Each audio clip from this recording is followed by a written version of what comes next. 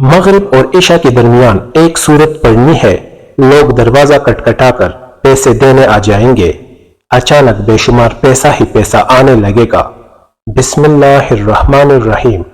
محترم ناظرین، آج کے بابرکت دن کے حوالے سے ایک بہت ہی خاص اور مجرب وظیفہ لے کر آپ کی خدمت میں حاضر ہوا ہوں، جو قرآن پاک کی ایک چھوٹی سی سورت ہے کہ جس کو مغرب کی نماز کے بعد یا عشاء کی نماز سے پہلے پڑھ لے، انشاءاللہ لاکھوں کا قرض بھی ختم ہو جائے گا، حاجت ایک دن میں پوری ہو جائے گی۔ ناظرین، یہ کوئی بڑا وظیفہ نہیں ہے اور نہ میں کبھی آپ کو بڑے بڑے وظیفے بتاتا ہوں، صرف ایک دن کا عمل ہے۔ مغرب سے عشاء کے درمیان آپ نے اس عمل کو کر لینا ہے، انشاءاللہ اس وظیفے کا اثر آپ خود دیکھیں گے، دولت کے انبار لگ جائیں گے۔ یہ خاص سورہ مبارکہ دولت کے لیے ہے، لیکن یہ وظیفہ صدق دل کے ساتھ آپ نے کرنا ہے۔ اس عمل کو اگر فقیر بھی کرے گا تو وہ بھی اللہ کے فضل و کرم سے دولت پر بیٹھ کر راج کرے گا، کیونکہ اس وظیفے میں جو طاقت ہے، اس وظیفے کا جو اثر ہے، وہ بہت کم لوگ ہی جانتے ہیں۔ ویسے تو ہم نے اپنے چینل پر بے شمار وظائف بتائے ہیں، لیکن یہ جو عمل ہے، یہ جو وظیفہ ہے، یہ آپ کی ساری پریشانیوں کو ختم کر دے گا۔ آپ کے اوپر لاکھوں کروڑوں کا قرضہ ہے، انشاءاللہ چٹکی بجاتے ہی قرضوں کے ادا ہونے کا بھی ایسا سبب پیدا ہو جائے گا، آپ خود حیران رہ جائیں گے۔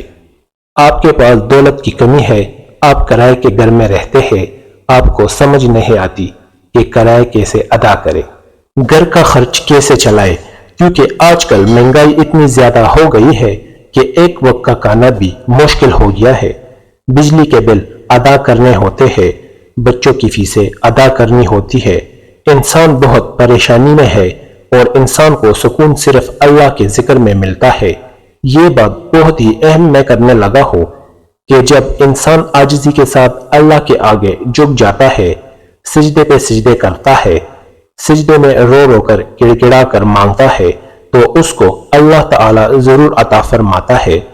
ہم ہر وظیفے میں آپ کو بتاتے ہیں کہ اللہ سے مانگنے کا آپ کو طریقہ جب آ جائے تو پھر آپ کو کسی وظیفے کی ضرورت نہیں پڑے گی، آپ نے صرف ہاتھ اٹھانے ہیں، آپ کو ملنا شروع ہو جائے گا۔ لیکن اس سے پہلے جو ہے آپ کے کچھ اعمال ہوتے ہیں، آپ چھوٹے چھوٹے جو ہے وہ غلطیاں کرتے ہیں، ان کو آپ سدھار لیں۔ آپ اپنے کاروبار میں حلال طریقے سے کاروبار کریں، جیسے میرے نبی صلی اللہ علیہ وآلہ وسلم نے کاروبار کیا تھا۔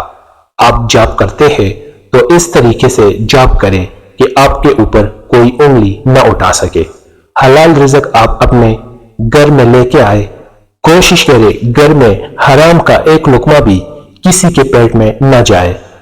حلال رزق کھانے سے ایسا ہو ہی نہیں سکتا کہ انسان اپنے اللہ سے مانگے اور اللہ پاک اس کی دعا کو رد کر دے، ایسا کبھی نہیں ہو سکتا۔ اور یہ جو وظیفہ ہے، جب یہ کوئی بندہ پڑھتا ہے، قرآن پاک کی یہ سورہ مبارکہ ہے، اس کا وظیفہ ہے، تو اس وظیفے سے اس کے پاس بے حساب دولت آ جاتی ہے، اس کا پرس کبھی خالی نہیں رہتا۔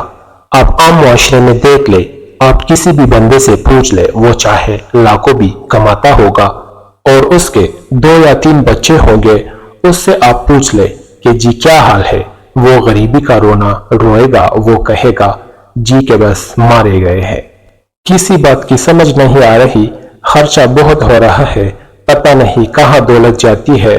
لیکن وہی بات آپ کسی عالم سے پوچھ لے، کسی آپ اپنے محلے کے مولوی سے ذرا پوچھے، اس سے پوچھے آپ کے کتنے بچے ہیں، وہ کہے گا میرے 6 بچے ہیں یا 7 بچے ہیں۔ آپ کی تنخواہ کتنی ہے؟ جی 8,000 ہے، 10,000 ہے، گزارا کیسے ہو رہا ہے؟ وہ فوراً کہے گا شکر الحمدللہ، اللہ پاک کا شکر ہے۔ تو یہ ساری نعمتیں جو ہے، یہ ساری برکتیں جو ہے، یہ حلال روزی میں ہے، اللہ پاک کا شکر ادا کرنے میں ہے۔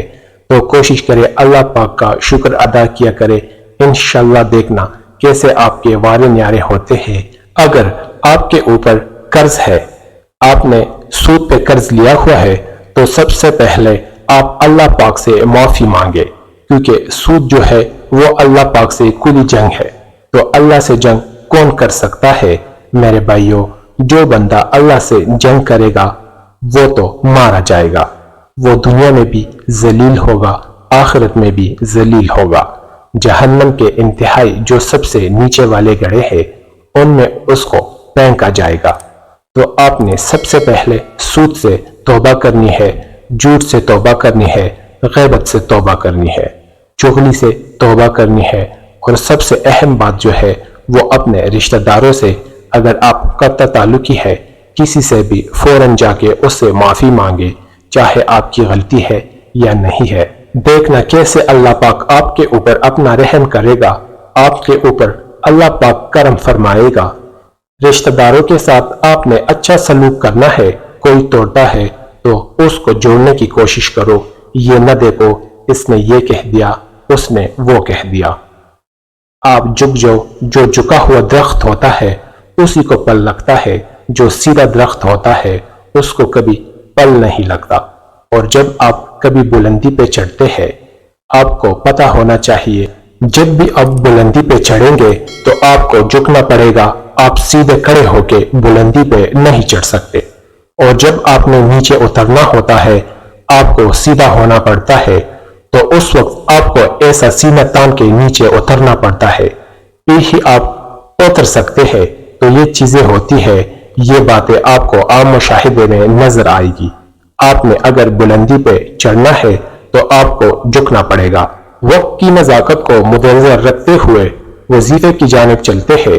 تو آج کا جو وظیفہ ہے اس کی ترتیب آپ اچھے طریقے سے ذرا سمجھ لیں، اور میری باتوں پہ بھی آپ نے عمل کرنا ہے، اور اس وظیفے کو آپ نے اپنے دوستوں کے ساتھ، اپنے رشتہ داروں کے ساتھ لازمی شیئر کرنا ہے۔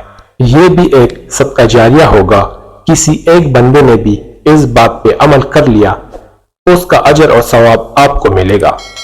جب آپ نے مغرب کی نماز ادا کر لینی ہے آپ نے کوشش کرنا ہے وہیں پہ بیٹھ جائے۔ مردوں نے کوشش کرنی ہے کہ وہ مسجد میں جا کے نماز باجماعت ادا کرے، عورتوں نے گھر میں نماز ادا کرنی ہے۔ نماز کے بعد آپ کو ٹائم نہیں ملتا، آپ نے کہیں پہ جانا ہے تو آپ بعد میں عشاء کی نماز سے پہلے بھی اس وظیفے کو کر سکتے ہیں، کوئی ایسی پابندی نہیں ہے۔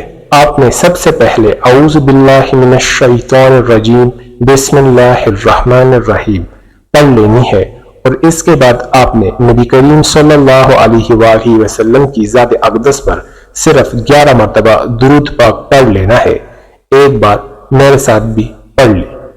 اللہم صلی علی محمد وعلی آل محمد کما صلیت علی ابراہیم وعلی آل ابراہیم انکا حمید مجید۔